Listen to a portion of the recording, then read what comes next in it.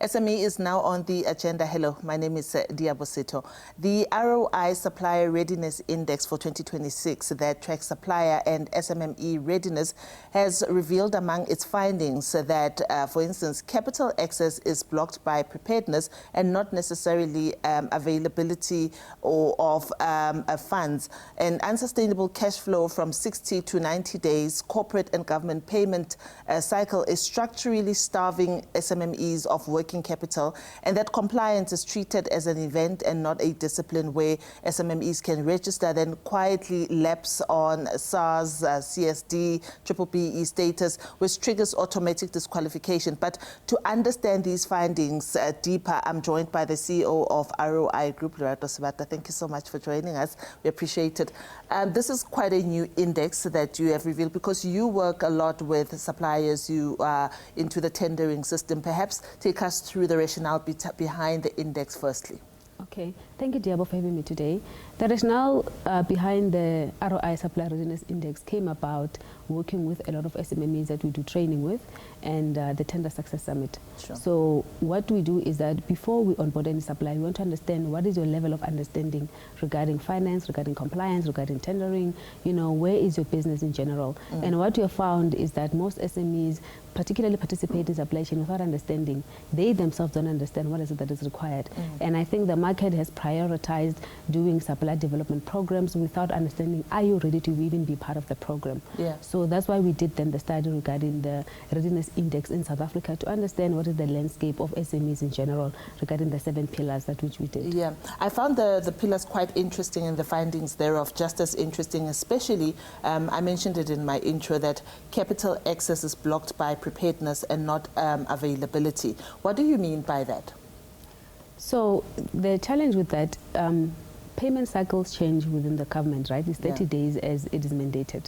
But we find a lot of billions that are not unpaid invoices that had happened last year. And then when we did the study, which is the research component, the survey that which we did with sampling about 215 SMEs, they then came back and told us that in fact corporate supply chain wants to pay us within 60 to 90 days, bearing in mind that our survival rate can only last us up to 6 months. So if we are now left with unpaid invoices from the public sector, and we've been following up and chasing and no one is coming back to us, then obviously opt to do business with the private sector. The private sector controls their policies and regulations, right? And then it's about 60, 90 days to even 120 days. That means we're only left with just little to work with. So how are we again supposed to survive as businesses? And that came about from the survey results that which we received during the Tender Summit. Yeah, I found this one particularly interesting as well about the drop of compliance, right? Especially after initial registration. You find that there will be expired tax clearances, dormant CSD profiles, missing industry licenses, which obviously excludes suppliers in the long run. This obviously impacts a lot of businesses. But what do you think causes the despondency along the way? We're all excited you're registering a business, but when it's now time to start doing the things, you fall behind. Look, at times there's an oversight, lack of oversight in the business. Sometimes as business owners, we chase deals, making business, forgetting there's compliance requirements. So you run before the business even, you know, runs with you as well. So that is that. And some, when they grow and employ other people, they don't train them on how to do compliance. And sometimes it's also an issue of digital enablement on where to go to for you to remain compliant, especially with regards to SARS and tax understanding. I mean, the findings told us that some different types of taxes, they're not even aware what are they supposed to mean because there isn't much enough education as an SMME. All we know is that we must do submission, tax clearance.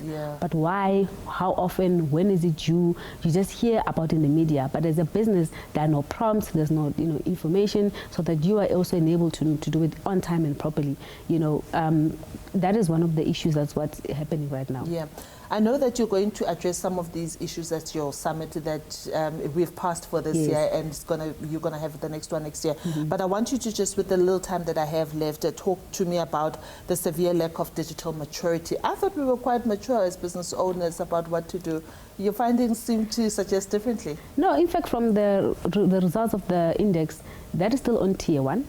We are aware of digital enablement, but the usage of digital platforms that will enable business success is pretty much still low. Okay. I mean, banks are introducing different types of payment systems, different ways to trade, but they aren't using the full functionality of what it's supposed to do as a business, right? Digital procurement systems, you see the City of Tshwane has gone online, Eskom has gone online, but who's training them on how to use that? Some, they just fall despondent because they don't know what to do in terms of participating in some of the digital enablement for supply chain. So it's in regards to all of those things, you know, usage of some of the finance sage and the likes. How do we use these things for our business enablement? That's where it comes from, is an issue. Loretto, you're going to have your summit next year. Do you have a date yet? Yes, 27th of May. 27th of May, 2027. We are well ahead. But thank you so much for coming through and sharing the index, the Supplier Readiness Index findings. This is your first one, right? It is our first already launched. Wow. So we're so proud that it now can be South African owned. Thank you so much. Thank you so much for coming through. I've been having a chat with Lerato Sebata. She's the CEO of ROI Group. They have issued out a Supplier Readiness Index that has a lot of information about the readiness of SMEs and the preparedness when it comes to a myriad of things. And yeah, Lerato was here joining us today. For our featured Business of the Week, we shine the spotlight on Igrovest Group, an agricultural development company specializing in training, seed breeding, farming, agro-processing and biotechnology with a focus on the castor oil value chain. The company is committed to transforming underutilized rural land into profitable and sustainable farming projects. Today, we'll be focusing on its organic castor oil and the impact it's making in the agricultural sector. To tell us more, we are joined virtually by founder of Igrovest Group, Lesedi Museki. Lesedi, thank you so much for joining us on SME on the Agenda. Tell us about your interest in castor oil, of all the oils that are there. No, thank you. Thanks, Lwabo, again. And Dumelang, greetings to the SABC listeners.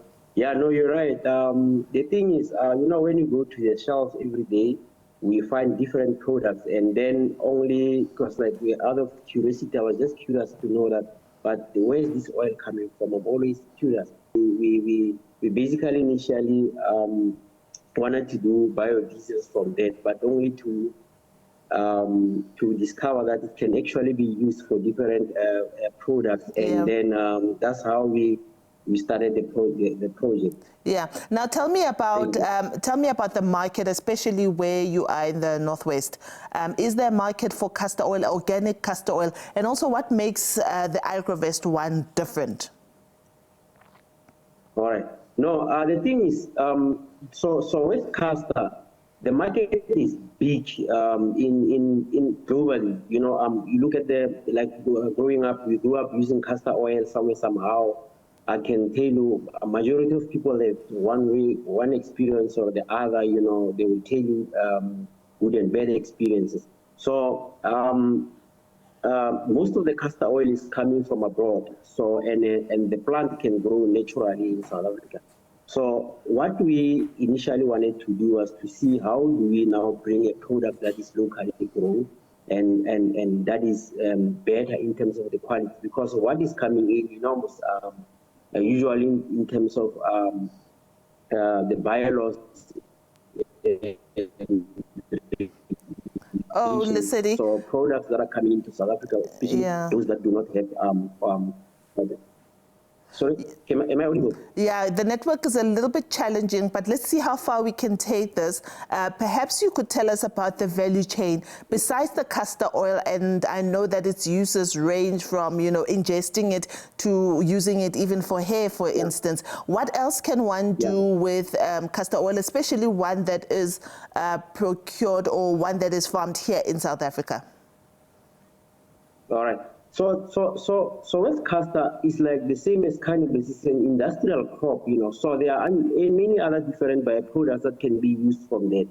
We're talking about your cosmetic range, the pharmaceutical range, and then also the industrial. So it can be used to manufacture like your products, your biodiesel, sustainable aviation fuel, your biomotor oils, different types of oil, because during the process of extraction and refinery, so that's when then we get to manufacture different byproducts. I know some people who have started, especially outside the developed countries, that have done a lot of products from it. Your chemicals that can be used in different manufacturing industries. So the value chain is actually huge, because at the end of the day, is an oil. So Yes. the only thing that's just that this one is just coming from the plant base. But at the end, in terms of even the viscosity of it, it is the same, similar to the one that you get from which is the petrochemical oil. So it's just the difference, just that this one is not in access as compared to the one that is. I hear you. Tell me, do you have plans of exporting the product? Do you have plans of exporting the product? And in terms of job creation, have you been able to make a difference in that side, in terms of the people that work for you, that have been able to gain skills and also gain employment?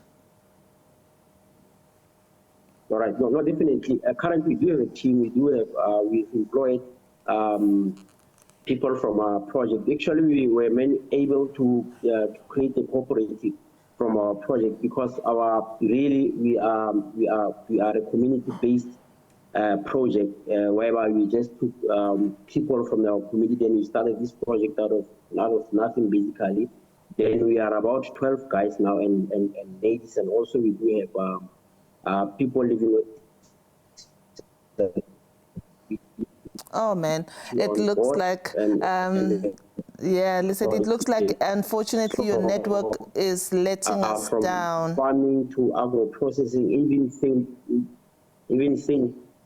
Yeah, look, it looks like Lisedi's network is letting us down. I hope the team is able to hear that.